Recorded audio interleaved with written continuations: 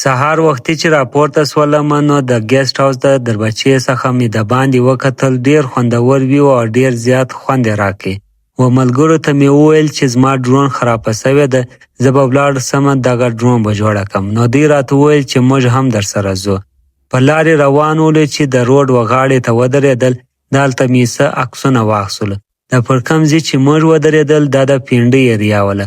د دې روډ بله غاړه چې وه هغه د اسلام آباد ایریا وه. دا دواړو ښارو ته جوړوه ښارونه ویل کېږي. دلته مې څه عکسونه واخیستلو او بیا روان سولو د ډرون دوکان خواته.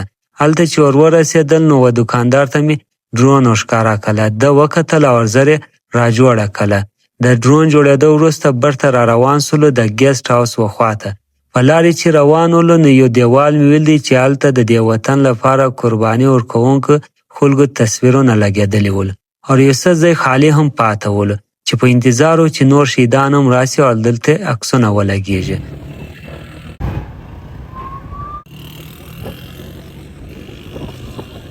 زه چې اسلام آباد ته راتللم نو سوچ مې د هغه و چې په ټوله پاکستان کې که یو صفا ښار ولو نو هغه به اسلام آباد وي.